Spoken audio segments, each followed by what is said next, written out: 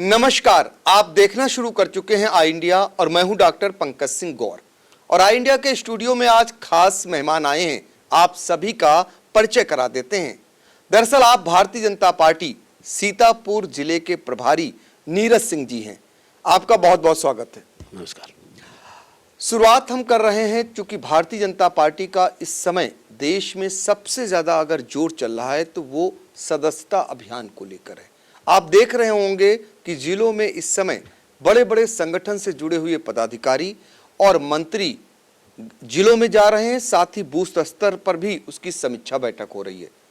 इसको लेकर चूंकि सीतापुर एक बड़ा जिला है और वहां के जिले के प्रभारी नीरज सिंह जी इस समय हमारे साथ मौजूद हैं, तो आपसे जानने का प्रयास करेंगे कि भारतीय जनता पार्टी जो सदस्यता अभियान चला रही है खास क्या है, कैसे लोग सदस्य बने, आप लोगों का जोर किस बात को लेकर है? डॉक्टर साहब, पहले तो ये है कि आपने हमको बुलाया, आपका बहुत बहुत धन्यवाद करता हूँ, हृदय से आभार व्यक्त करता हूँ। और आपके जितने भी दर्शक हैं उनको सभी को मैं प्रणाम करता हूँ। आपने कहा कि भारतीय जनता पार्टी सदस्यता अभियान चला रही है।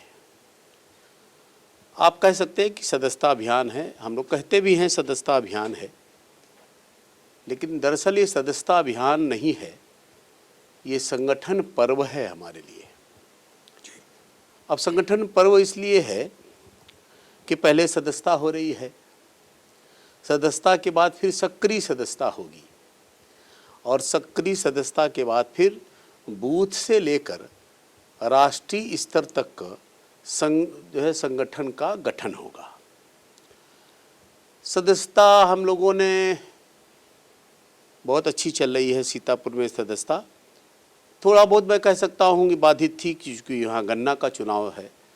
जिन जिलों में गन्ने के चुनाव है वहाँ थोड़ा बहुत कार्यकर्ता गन्ने के चुनाव में भी सक्रिय रूप से भागीदारी में रहा और इसलिए वो गति नहीं आ पा रही है। अब कल से एकदम हम सब लोग फ्री हो गए हैं। एक एक बूथ पर अभी 25 तारीख को पंडित दीनदयाल उपाध्याय का जन्म जयंती हम लोगों ने मनाई। हर बूथ पर कार्यकर्ता निकले। मोदी जी का मन की बात का कार्यक्रम है, सारे बूथों पर कार्यकर्ता जा रहे हैं, मन की बात का कार्यक्रम सुनेंगे और उसके बाद बूथ पर जा कर घर घर जा कर व्यक्ति से मिलकर हम लोगों ने नारा दिया है, झोपड़ी झोपड़ी और खोपड़ी खोपड़ी। क्या बात है। घर घर जाएंगे, झोपड़ी झोपड़ी जाएंगे, हर व्यक्ति के पास पहुंचेंगे और भारतीय जनता पार्टी का सदस्य वो लोग बने, ऐसा आग्रह करेंगे। तो कल एक बड़ा दिन है हमारे लिए और कल ही सीतापुर ठीक ठाक स्तर पर सदस्यता अभियान में आगे आएगा। तो नीरज सिंह जी, आपने कहा कि जो पर्व बना रही है भारतीय जनता पार्टी, हम लोग उसको सदस्यता अभियान मान रहे हैं। इसको जो बूथ से लेकर राष्ट्रीय स्तर तक गठन होना, यानी कि आपके तमाम ऐसे पदाधिकारी जिम्मेदार वो नए मिलने वाले हैं, यानी संगठन का ढांचा बदलने वाला है, राष्ट्रीय अध्यक्ष तक नए मिलने वाले हैं। तो ऐसे में कोई लक्ष्य भी निर्धारित किया गया होगा? एकदम लक्ष्य है डॉक्टर साहब। हर विधानसभा में 50,000 सदस्य बनाने का लक्ष्य भारतीय जनता पार्टी ने निश्चय किया है। अब यहाँ 9 विधानसभाएं हैं, 4.5 लाख हो गया। फिर दूसरा हमने लक्ष्य तय किया है कि जितने विधायक हैं अपनी व्यक्तिगत सदस्यता 10,000 से ऊपर करेंगे। उस 50,000 से अलग 50,000 से अलग व्यक्तिगत 10,000 करेंगे। फिर ब्लॉक प्रमुखों की संख्या इसी तरह निर्धारित है, जिला पंचायत अध्यक्ष की निर्धारित है, जिला पंचायत सदस्य की निर्धारित है, टाउन एरिया के चेयरमैन है, नगर पालिका के चेयरमैन है, जो जिले के पदाधिकारी हैं उनकी भी निर्धारित है। इसलिए जो लक्ष्य हम सबको दिया गया है, हम उस लक्ष्य से कहीं ज़्यादा सदस्यता करने वाले हैं। दूसरी चीज़ मैं आपको ये बता दूं, जैसे आपने कहा कि संगठन के पदाधिकारी बनाए जाएंगे, नियुक्त होंगे या निर्वाचन होगा, तो जो कार्यकर्ता संगठन का पदाधिकारी बनना चाहता है बूथ से लेकर राष्ट्रीय स्तर तक, उसके लिए हम लोगों ने अनिवार्यता रखी है कि वह सक्रिय सदस्य बनेगा। अब सक्रिय सदस्य की क्या परिभाषा है? सक्रिय सदस्य की परिभाषा ये है कि जो व्यक्ति अपने श्रम, अपने परिश्रम, अपना पसीना बहाकर 100 सदस्य बनाएगा वह सक्रिय सदस्य बनेगा, और जो सक्रिय सदस्य बनेगा वही बूथ अध्यक्ष होगा, वही बूथ कमेटी का सदस्य होगा, वही मंडल अध्यक्ष होगा, वही मंडल कमेटी का सदस्य होगा, वही जिला अध्यक्ष बनेगा, वही जिला कमेटी का पदाधिकारी सदस्य होगा, और वही क्षेत्र और प्रदेश राष्ट्रीय टीम में जाएगा। तो ये बड़ी बात आपने बता दी। और सक्रिय सदस्य कैसे बनेगा? सक्रिय सदस्य जैसे हमने अपने 100 सदस्य बना लिए। हमारा ऐप है नमो ऐप, नमो ऐप के माध्यम से हमारे ऐप में 100 सदस्य बन गए। या हमारे पास मोबाइल नहीं है तो हमने जो है वो बुकलेट है, बुकलेट में 100 सदस्य बना दे। एक बुक में 50 सदस्य बनते हैं। 2 बुकलेट हमने भर दिया और हमने लोगों से मिस कॉल करा दिया 8800002024 पे, और जैसे ही मिस कॉल करते हैं, डायल करते हैं, वैसे ही डायल जो है कट जाता है और वैसे ही आपके पास एक SMS आ जाता है और उसमें आपका सदस्यता क्रमांक होता है। जैसे मान लीजिए हमने डॉक्टर साहब आपको मिस कॉल कराया, आपका सदस्यता क्रमांक आ गया, तो हमने बुकलेट में लिख लिया आपका नाम, आपके पिताजी का नाम, आपका पता, आपका मोबाइल नंबर और सदस्यता क्रमांक हमने लिख लिया, और पेज के पहले पेज पर मेरा नाम लिखा हुआ, तो मान लिया जाएगा कि नीरज सिंह ने डॉक्टर साहब को सदस्य बनाया है। तो ये सदस्यता अभियान जो है, इसकी टाइम बाउंडेशन क्या, कितने साल तक के लिए होगा? ये भारतीय जनता पार्टी के संविधान के अनुसार 6 वर्ष तक सदस्यता रहती है। 6 वर्ष के बाद पुनः सदस्यता होती है। 2014 में सदस्यता हुई थी, फिर 2019 में हुई, फिर अब ये 2024 में हो रही है। तो ये माना जाए 2027 में जो यूपी का विधानसभा चुनाव होगा और 2029 में जो लोकसभा का चुनाव होगा, और जो ये भारी भरकम आप फौज तैयार कर रहे हैं सदस्यता अभियान की, विधानसभा वार आपने आंकड़े बताए, लक्ष्य निर्धारित किया, उसके अलावा जो आपके पार्टी के तमाम पदाधिकारी हैं, ब्लॉक प्रमुख हैं, जिला पंचायत सदस्य हैं, अध्यक्ष हैं, निकाय अध्यक्ष हैं, उनको भी लक्ष्य दिया है। तो एक विधानसभा में जो जीतता है या जो वोट पाता है विधायक, उसकी संख्या 1 लाख के आसपास होती है। तो काफ़ी कुछ अचीव कर लेंगे आप। डॉक्टर साहब बहुत अच्छा प्रश्न किया आपने। मैं बताना चाहता हूं आपको कि सदस्यता भारतीय जनता पार्टी के लिए बहुत शुभ होती है। 2014 में भारतीय जनता पार्टी के सदस्यता हुई और पहली बार अभिनव प्रयोग था भारतवर्ष में। हम लोगों ने डिजिटल सदस्यता किया था, और 2014 में सारे देश भर में 11 करोड़ सदस्य बन गए थे। दिनेश शर्मा जी जब प्रभारी थे जी, 11 करोड़ सदस्य बन गए थे। 11 करोड़ सदस्य बनते ही भारतीय जनता पार्टी दुनिया भर में सदस्यों की संख्या के लिहाज से दुनिया की नंबर 1 पार्टी बन गई। वही दावा आप लोग करते हैं, नंबर 1 पार्टी। नंबर 1 पार्टी जी। 2014 में जैसे ही Bharatiya Janata party number 1 party बनी सदस्यता के लिहाज से, 17 में विधानसभा का चुनाव आ गया। 17 में हम लोगों ने 325 सीटें जीती।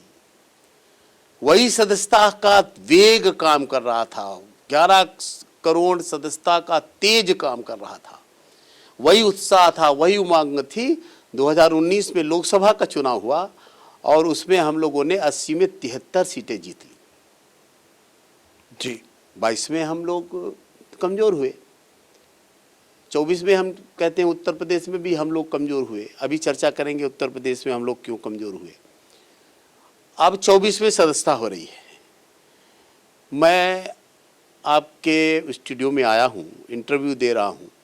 निश्चित रूप से यह इंटरव्यू हम भी सेफ रखेंगे, आप भी सेफ रखेंगे जी। आप याद रखिएगा 2027 में हम लोग भारी बड़े बड़े बहुमत के साथ 2017 से भी बड़े बहुमत के साथ आने जा रहे हैं। इस सदस्यता का इतना प्रचंड व्यापक असर होगा लोगों के मन मस्तिष्क पर कि हम लोग 27 में बड़े बहुमत के साथ उत्तर प्रदेश में फिर योगी जी का कार्यकाल स्थापित होगा। अच्छा, क्या धरातल पर 14 की तरह ही लोग बढ़ चढ़कर सदस्य बन रहे हैं, या फिर दिक्कतें आ रही? लोग चूंकि जब सत्ता में होती भारतीय जनता पार्टी हो या कोई भी हो, तो बट नेचर बहुत सारे लोग अपेक्षा रखते हैं सरकार से, वो अपेक्षाएं पूरी नहीं होती, उनकी मांगे होती हैं। तो कभी कभी ऐसा भी होता है, अक्सर देखने को मिलता है कि सरकार से वो लोग नाराज़ होते हैं। तो ऐसा भी आपको देखने सुनने को मिल रहा है कि लोग नाराज हैं, सदस्यता अभियान नहीं ले रहे हों? नहीं, सत्ता की अपनी कमियां होती हैं, सत्ता के अपने लाभ भी हैं और नुकसान भी हैं। सत्ता के आने के बाद कुछ विकृतियां आती हैं, ये स्वाभाविक है, सबके साथ होता है। लेकिन हम लोग विचारधारा आधारित कार्य करता है, हम लोग विचारों के लिए काम करते हैं, व्यक्ति के लिए काम नहीं करते। डॉक्टर साहब, मैं आपसे आपके चैनल में बड़ी बात बोलने जा रहा हूँ कि कांग्रेस के लोग, सपा के लोग, बसपा के लोग विचार के लिए काम नहीं करते हैं। ये लोग अपने लिए काम करते हैं। हमको क्या मिलेगा, हमें क्या प्राप्त होगा, मुझे क्या बनाया जाएगा, यह भाव रहता है। लेकिन भारतीय जनता पार्टी के कार्यकर्ता का अंदर यह भाव नहीं रहता है कि हमें क्या मिलेगा। हम देश के लिए, संस्कृति के लिए, परंपरा के लिए काम करते हैं। हम इस देश को वैभवशाली, शक्ति संपन्न बनाने के लिए जुटे रहते हैं। हम इस देश के लिए सब कुछ अपना न्यौछावर करते हैं। हम लोग गीत गाते हैं, तेरा वैभव अमर रहे माँ, हम दिन चार रहे न रहे। तो विचारों की पार्टी है भारतीय जनता पार्टी, और हम जिनसे वार्ता कर रहे हैं वो भारतीय जनता पार्टी सीतापुर के जिले के प्रभारी हैं नीरज सिंह जी। आप इनको अक्सर देखते होंगे बड़े बड़े मंचों का संचालन करते हुए। जब भी कोई बड़ा नेता आता है तो मंच पे जो समा बांधने का काम करते हैं आप, जो भीड़ को रोकने का काम करते हैं। अगर लेट सपेट पार्टी के नेता होते हैं तो जो भीड़ को रोकने की जिम्मेदारी होती है वो आपके उद्बोधन से होती है, आपके शब्दों से होती है। वो ओजस्वी शब्द होते हैं और वो शब्द जो बुनकर आप उनके सामने रखते हैं तो वो कहीं ना कहीं लोगों को दिलों में छाते हैं और वो उनको सुनते हैं। कई सभाओं में हमने भी सुना आपको, और वह यही कारण है कि संगठन से जुड़े हुए व्यक्ति पार्टी के हित की ही बात करते हैं, पार्टी के लिए ही समर्पित रहते हैं, और वो समर्पण भाव आपका दिखाई दे रहा है। क्योंकि जिले के प्रभारी आप तो जान गए, लेकिन आपका भारतीय जनता पार्टी में कितना पुराना नाता है, कब से आप भारतीय जनता पार्टी में सेवा कर रहे हैं, ये भी हम आज बातचीत करेंगे। क्योंकि ये जानना इसलिए ज़रूरी होगा, आपके साथ के लोग बड़े बड़े पदों तक भी पहुंच गए, और आप, हालांकि महत्वपूर्ण जिम्मेदारी है, लेकिन उससे भी बड़े पदों पर जब कोई पहुंचता है और जो दूसरा व्यक्ति सेवा कर रहा हो और उसका पद छोटा रहता है तो निश्चित तौर पर उसके दिल में एक बात आती है। यही लोग जानना चाहेंगे, क्योंकि आज आपने अभी कहा विचारधारा की पार्टी है, तो हम जानना चाहेंगे आपकी शुरुआत को थोड़ा सा, फिर और बात करेंगे। डॉक्टर साहब, हमारा परिवार शुरुआत से ही संघ से जुड़ा रहा, आरएसएस से जुड़ा रहा। हमारे बाबा जी, हमारे पिताजी, हमारे चाचा जी। मैं बचपन में कब स्वयंसेवक बना मुझे ठीक ठीक याद नहीं है जी, लेकिन मुझे याद है कि संघ की शाखा में मैं जाता था। जब मैंने स्मृति आई मुझको तो मैं संघ की शाखा में जाता था। मैं संघ की शाखा में जाते जाते फिर मुख्य शिक्षक बना, फिर खंड कारवा बना, फिर तहसील कारवा बना। तहसील कारवा जब मैं था तो चाचा जी हमारे बांगरमऊ विधानसभा का चुनाव लड़ गए जी, और चाचा जी के चुनाव लड़ने के कारण हमको बांगरमऊ में सब संगठन और तंत्र और प्रचार करना, लोगों को जोड़ना, ये एक जिम्मेदारी, बड़ी जिम्मेदारी मुझ पर आ पड़ी। 93 में चाचा जी चुनाव लड़े थे। 93 में बांगरमऊ विधानसभा में भारतीय जनता पार्टी बहुत कमजोर थी जी। 91 में जब पूर्ण बहुमत की भारतीय जनता पार्टी उत्तर प्रदेश में सरकार बनाई थी तो वहाँ कुल 5 या 6 हज़ार वोट मिले थे, और 93 में चाचा जी को टिकट मिला। फिर हम गए वहाँ, मेहनत किया, परिश्रम किया, तो 93 के चुनाव में 38,000 वोट मिला। बढ़ करके इतना हो गया। फिर अब उस समय माननीय बालजी प्रांत प्रचारक थे, तो बालजी से अनुमति लेकर और फिर हम भारतीय जनता पार्टी के जिला मंत्री बन गए, क्योंकि अब भाजपा में ही काम शुरू कर दिया था और अच्छा भी नहीं लगता था कि संघ का दायित्व है और भाजपा का काम कर रहे हैं। मैं जिला मंत्री रहा। जिला मंत्री के बाद फिर 2 बार मैं वहाँ जिला मंत्री रहा और 4 बार जिले का महामंत्री रहा। 96 में, 93 में, 93 में तो 94 में बना जिला मंत्री और 3 साल बाद फिर 4 बार रहा महामंत्री। जी। 1-2 कार्यकाल पूरे रहे, 1-2 कार्यकाल छोटे छोटे रहे। 4 बार महामंत्री रहा। उसके बाद फिर जब महामंत्री के नाते काम करता रहा, नहीं, चारों कार्यकाल हमने पूरे किए। फिर पहली बार अवध क्षेत्र की जब रचना हुई, जी। पहले क्षेत्र की जो रचना होती थी उसमें क्षेत्रीय अध्यक्ष था और क्षेत्रीय मंत्री होता था, बस 2 ही पदाधिकारी होते थे। 2013 में क्षेत्र की रचना हुई और पूरी कार्यकारिणी बनाई गई क्षेत्र की, जिसमें अध्यक्ष, उपाध्यक्ष, महामंत्री, मंत्री। तो 13 में जब क्षेत्र का जो है गठन हुआ, क्षेत्रीय समिति का गठन हुआ, तो उसमें मैं क्षेत्रीय मंत्री बना। जी। क्षेत्रीय मंत्री का कार्यकाल हमने पूरा किया। फिर हम क्षेत्र के महामंत्री रहे लगातार 2 बार। और इस बीच हरदोई का प्रभारी रहा, अम्बेडकर नगर का प्रभारी रहा, बहराइच का प्रभारी रहा। आज मैं सीतापुर का प्रभारी हूँ। 2013 में मैं सीतापुर लोकसभा का भी प्रभारी रह चुका हूँ, जब ज्ञान तिवारी जी यहाँ चुनाव लड़े थे। नहीं, ज्ञान तिवारी जी जिलाध्यक्ष थे। यस। हाँ। यस। और ज्ञान तिवारी जी अपना तैयारी कर रहे थे। उस समय बूथ का गठन का काम हम और ज्ञान तिवारी जी देखते थे। और रात को 11-11 बजे रात तक उधर रेउसा की तरफ नदी के किनारे गांव में जाकर बूथ का गठन का काम करते थे। यह वह समय है जब पहली बार भारतीय जनता पार्टी मैक्सिमम अधिकतम बूथों का गठन करने में सफल रही थी। तो ये मेरा जीवन परिचय है। और मेरा तो भाव यही रहता है कि तन समर्पित, मन समर्पित और ये जीवन समर्पित। चाहता हूँ मातृभू तुझको कुछ और भी दूँ। बिल्कुल। तो देखिए, संघ से आकर और भारतीय जनता पार्टी में करीब 3 दशक से सक्रिय रूप से कार्य कर रहे हैं संगठन के लिए, और 3 दशक तक कार्य करने के बाद जिले के प्रभारी, आप अंदाज़ा लगा लीजिए कि 3 दशकों में कौन कहाँ पहुँच गया होगा। लेकिन आप जिस दायित्व का निर्वहन कर रहे हैं, उस जिम्मेदारी के साथ निर्वहन कर रहे हैं कि जो तन समर्पित, मन समर्पित, तो उसी भाव से आप काम कर रहे हैं। बहुत सारे कार्यकर्ताओं को ये लगता है कि 5 साल उन्होंने सेवा की और उन्हें ये पद नहीं मिला, तो उसी पे हमारी ये बात चल रही थी। इसी को लेकर ये हमने आपसे ये उदाहरण आपके सामने रखा। अब बात होती है उत्तर प्रदेश की। उत्तर प्रदेश में ऐसा क्या हुआ, क्या मानते हैं आपकी जो नंबर 1 पार्टी थी, जिसको कहा जाता था कि विश्व की सबसे बड़ी पार्टी है, सबसे ज़्यादा सदस्य हैं, और फिर भी लोकसभा के चुनाव में वो हार जाती है? डॉक्टर साहब, उसका कोई कारण नहीं था, सिर्फ झूठ का बवंडर उठाया गया। झूठ का बवंडर। सपा और कांग्रेस ने किस कदर झूठ बोला है। यह चुनाव 2024 का जो लोकसभा का जो चुनाव हुआ, ये बहुत प्रत्यक्ष उदाहरण है। आरक्षण खत्म कर देंगे, संविधान खत्म कर देंगे, खटाखट खटाखट खटाखट खटाखट। गजब है साहब। झूठ बोलने की भी एक सीमा होती है। हम 11 वर्ष से केंद्र में मोदी जी प्रधानमंत्री हैं। 11 वर्ष से लगातार मोदी जी बड़े बड़े निर्णय कर रहे हैं, बड़े बड़े काम कर रहे हैं। हमने तो कभी नहीं छेड़ा आरक्षण को। आरक्षण को छेड़ने का काम कांग्रेस करती है।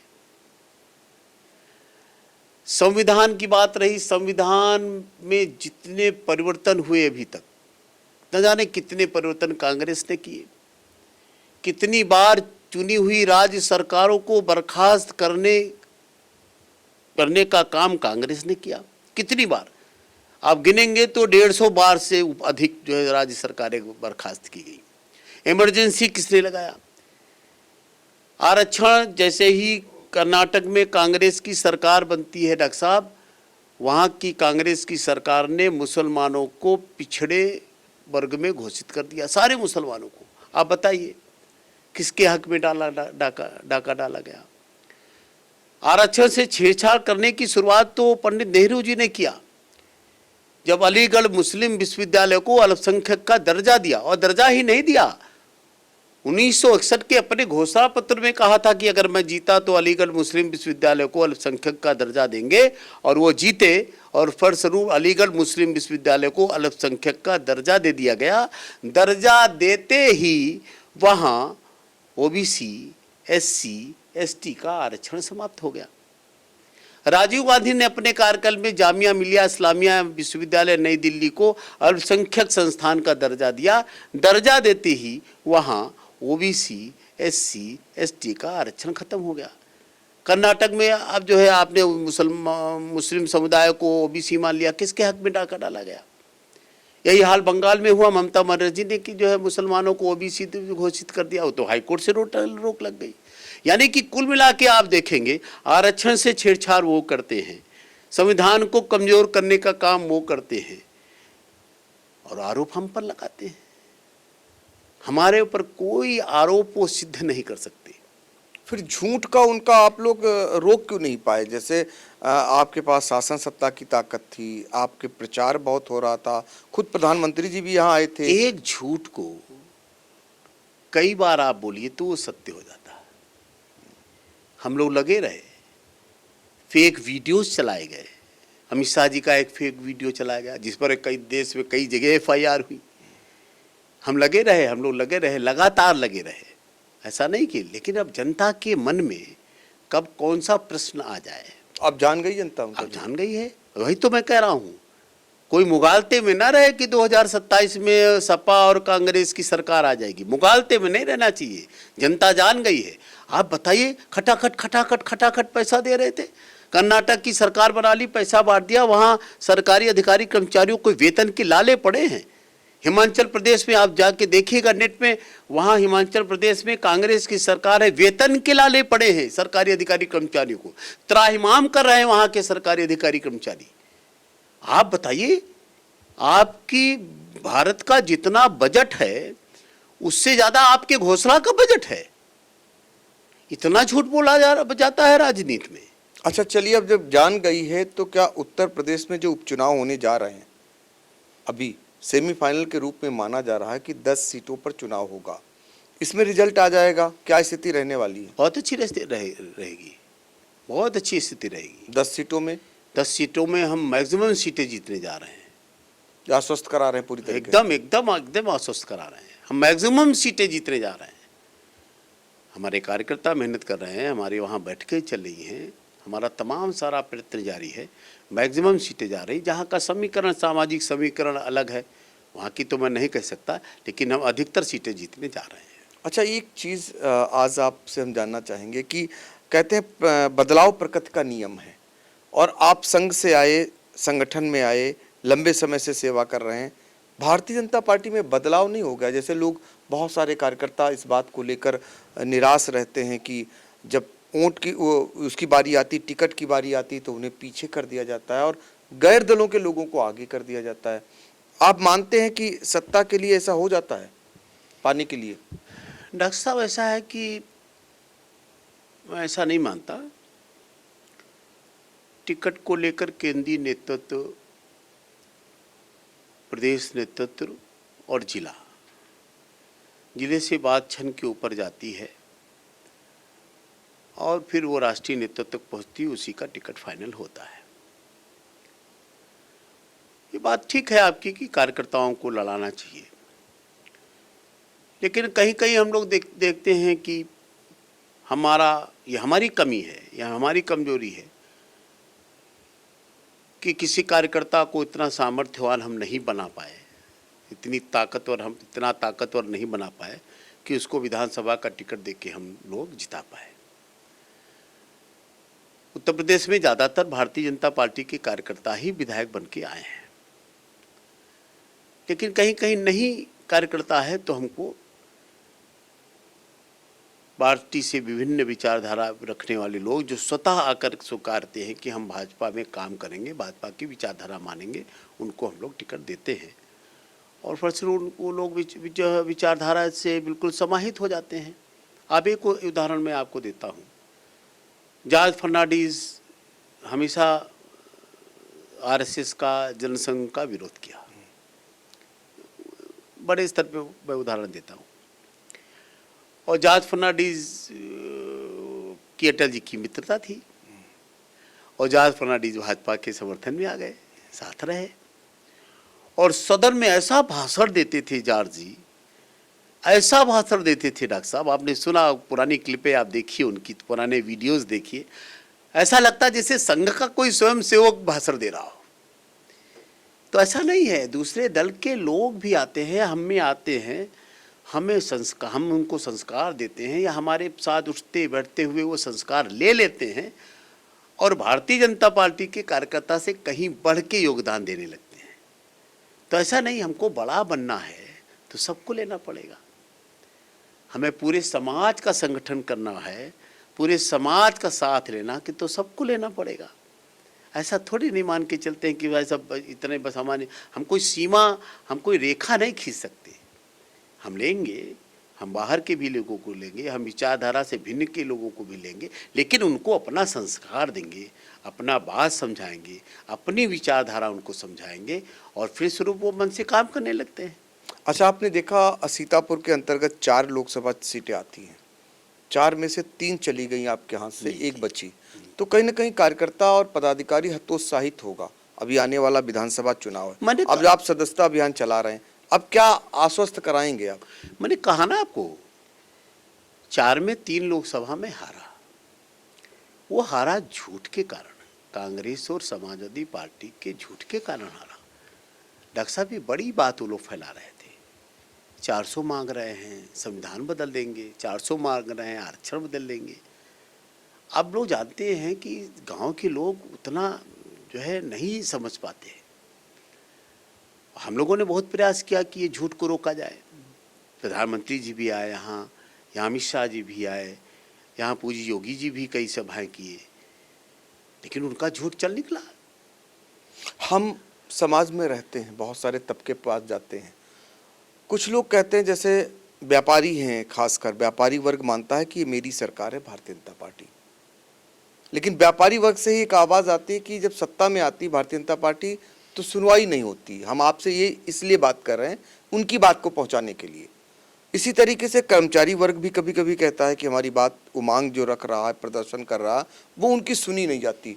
तो मेरा कहने का आशा ये है कि कर्मचारी वर्ग हो, युवा वर्ग हो, व्यापारी वर्ग हो, इनकी बातों को सुनने के लिए, मानने के लिए आपके अब पार्टी में क्या कुछ चल रहा है? क्योंकि अब लोकसभा चुनाव आप लोगों ने देखा, इसके बाद अब इनकी मांगों को, इनकी बातों को सुनने के लिए कोई आपके यहाँ है ऐसा? नहीं, कोई हमारे अंदर अगर कमी है और किसी वर्ग विशेष को अगर ये शिकायत है कि हमारी बातें सुनी नहीं जा रही, तो निश्चित रूप से हमें आत्म सुधार करना होगा। और हम लोग और नेतृत्व, हमारा प्रदेश नेतृत्व, राष्ट्रीय नेतृत्व लगातार सबकी बात सुन रहा है। हमने नौकरी देने का भी काम किया है, हमने व्यापारी वर्ग में जो जीएसटी की समस्या थी उसको भी लगातार सुधार रहे हैं, और हमने हर वर्ग, कर्मचारी वर्ग की भी बातें सुनी हैं।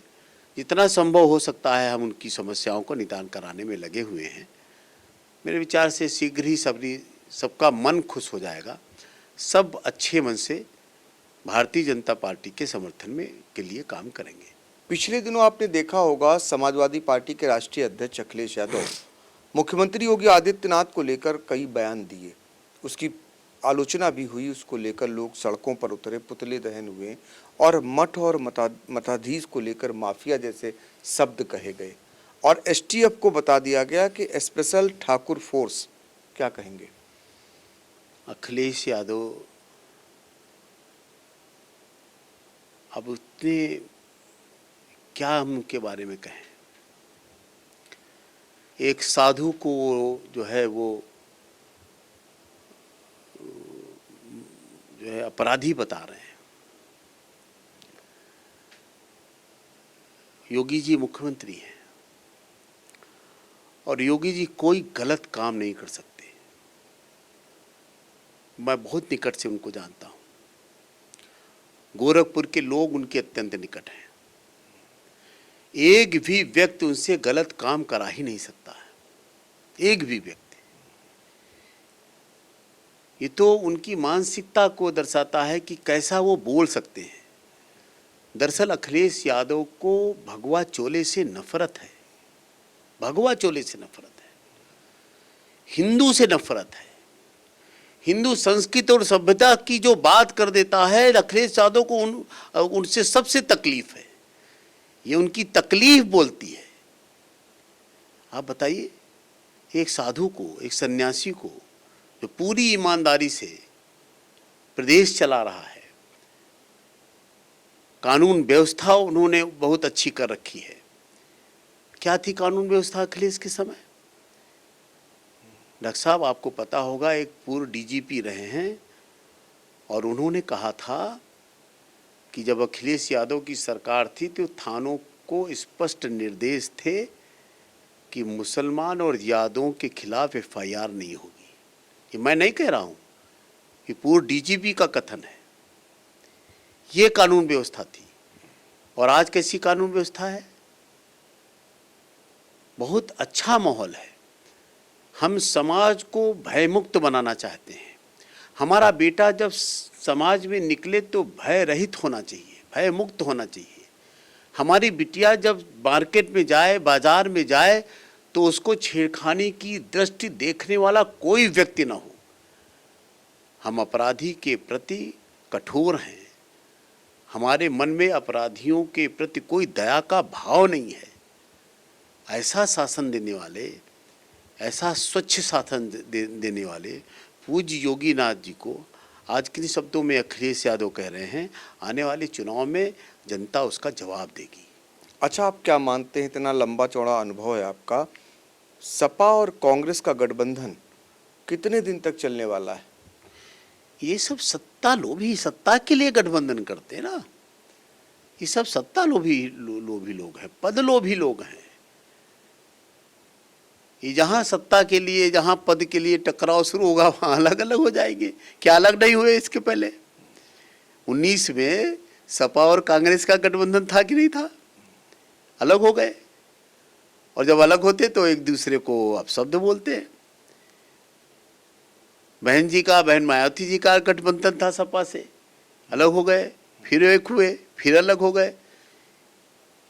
ये सब बहुत लालची प्रवृत्ति के लोग हैं। बहुत दिनों तक एक साथ नहीं चल सकते। भारतीय जनता पार्टी जिसके साथ रहती है, उसके साथ हमेशा चलने की मानसिकता लेकर चलती है। तो देखिए, हम लगातार चर्चा कर रहे हैं भारतीय जनता पार्टी के सीतापुर जिले के प्रभारी नीरज सिंह जी से, तमाम मुद्दों को लेकर, तमाम भारतीय जनता पार्टी के अंदर जो कुछ चल रहा उसको लेकर बातचीत किए। आखिर में फिर हम आपसे वही सवाल करेंगे कि सीतापुर की जो 3 सीटें चली गई हैं, इसका कितना कष्ट है आपको? आप जिले के जिम्मेदार पदाधिकारी हैं और कैसे इसको वापस विधानसभा चुनाव में लाने वाले? सीतापुर में 9 विधानसभाएं हैं जी। पिछली बार हम लोगों ने 8 जीती थी, लहरपुर हार गए थे। 2027 में हम पूरी 9 की 9 विधानसभा जीतने वाले हैं। 9 की 9 आश्वस्त कर रहे हैं? आश्वस्त कर रहे हैं, दावे के साथ, एकदम दावे के साथ। तो जो जैसे चल रहा है कांग्रेस और सपा का गठबंधन, वो कमाल करेगा या फिर नहीं करेगा? डॉक्टर साहब, झूठ के कारण कमाल हुआ ना। उत्तर प्रदेश में जो सपा और कांग्रेस का गठबंधन हमसे थोड़ी ज्यादा सीटें जीत गया, उसके पीछे झूठ का था। झूठ की हांडी या काट की हांडी कह ले, झूठ की हांडी बार बार नहीं चढ़ती है। अब गांव में चिल्लाएं, ये कहें भारतीय जनता पार्टी का कार्यकर्ता जा रहा है सदस्यता करने, आए कहें आके कि आरक्षण खत्म कर देंगे और संविधान खत्म कर देंगे, इनका सदस्य ना बनो। कोई नहीं दिखता। झूठ की हांडी बार बार नहीं चढ़ती, जैसे काट की हांडी बार बार नहीं चढ़ती। और 2024 के लोकसभा का बदला 2027 में सीतापुर की ही जनता सपा और कांग्रेस को हरा कर लेगी। 9 की 9 विधानसभा हम सीतापुर में जीतने वाले हैं। अच्छा, इसी दिशा में ये माना जा रहा है कि जो आरक्षण को लेकर कांग्रेस और समाजवादी पार्टी ने जो कुछ बयान दिए, अब आप उसे झूठ बता रहे हैं। इसी को लेकर भारतीय जनता पार्टी की अनुसूचित मोर्चे की जो इकाई है, उन्होंने उनके जो समाज के सांसद हैं उनको मैदान में उतार दिया आप लोगों ने। नहीं, उतारना पड़ेगा ना। अगर अनुसूचित समाज में कोई भ्रम फैलाया जा रहा है, झूठ बोला जा रहा है, लोगों को बरगलाया जा रहा है, तो हम उसी समाज के लोगों को उतारेंगे। आज अनुसूचित समाज की ये लोग बात करते हैं, कांग्रेस के, सपा के, बसपा के लोग। आज हमारे पास सबसे ज़्यादा अनुसूचित समाज के विधायक हैं, सबसे ज़्यादा अनुसूचित समाज के जो है हमारे पास सांसद हैं, सबसे ज़्यादा अनुसूचित समाज के हमारे पास राज्यसभा के सदस्य हैं, हमारे पास सबसे ज़्यादा जनप्रतिनिधि हैं अनुसूचित समाज। हमारे पास ताकत है। जब आपका झूठ चल सकता है तो हमारा सच क्यों नहीं चल सकता? हम अपनी पूरी ताकत से और उन्हीं के समाज के लोगों के द्वारा समाज में जाकर लोग बैठेंगे, छोटी छोटी बैठकें करेंगे, बड़ी बड़ी बैठकें करेंगे, समाज को समझाएंगे कि कांग्रेस और सपा का झूठ है। आखिरी सवाल पहले खत्म हो रहा था लेकिन फिर छूट गया एक सवाल ये, क्योंकि गन्ना समिति का चुनाव चल रहा है, ऐसे में एक सवाल है, समाजवादी पार्टी तमाम आरोप लगा रही है। अब उन आरोपों को लेकर आप तक भी आरोप पहुंच रहे होंगे, भारतीय जनता पार्टी का क्या मत है, क्या कहना है आपको कि वो पर्चा नहीं लेने दे रहे हैं, नामांकन नहीं करने दे रहे हैं, निरस्त करा रहे हैं, तो ऐसा क्या चल रहा है? डॉक्टर साहब, गन्ना समिति के चुनाव बहुत पहले घोषित हो गए, जैसा आपको पता है। भारतीय जनता पार्टी का कार्यकर्ता गन्ना समिति के चुनाव को लेकर एकदम जागृत था। वो नीचे से लेकर ऊपर तक तैयारी कर चुका था। अब सपा के लोगों की कोई तैयारी थी नहीं, कोई तैयारी नहीं थी। क्यों हो हल्ला मचाते हैं? बस केवल हो हल्ला मचाते हैं। और आपने देखा होगा कि कहीं भी 7 समितियों के चुनाव हो रहे हैं, गन्ना समिति के चुनाव हो रहे हैं, कहीं कोई झगड़ा नहीं हुआ, कोई लड़ाई नहीं हुआ, कोई झगड़ा नहीं हुआ। केवल समाजवादी पार्टी के लोग हो हल्ला करते रहे, बस हो हल्ला करते रहे।